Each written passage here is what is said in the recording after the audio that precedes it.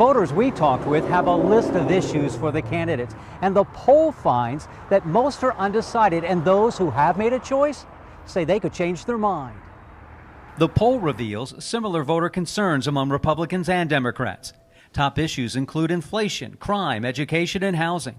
Voters we talked with have even more items on their list. I would like to see gun control and women's reproductive rights. Those are going to be my top two. Inflation, really. I see just so many complaints about gas prices rising, and I mean, I don't know, just even grocery prices.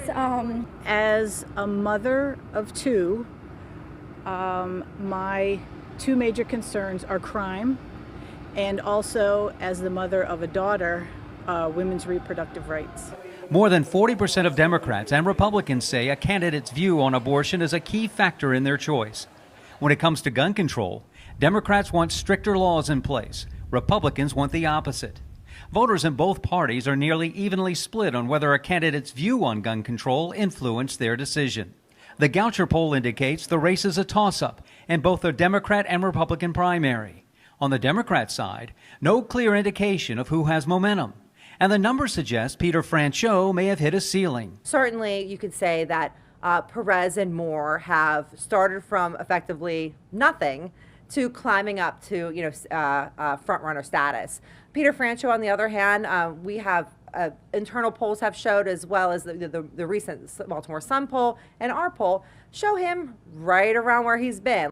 On the Republican side, the poll shows the race is close between former President Trump-endorsed candidate Dan Cox and Governor Hogan's pick and former Hogan cabinet member Kelly Scholes. 35% of those polled remain undecided in the Democrat primary, while 63% who have decided say they could change their mind. On the Republican ticket, 44% are undecided. 47% say they could change their mind about who to support. That creates a really uncertain political environment. The poll finds that 63% of Republicans surveyed believe the state is headed in the wrong direction. 36% of Democrats feel that way.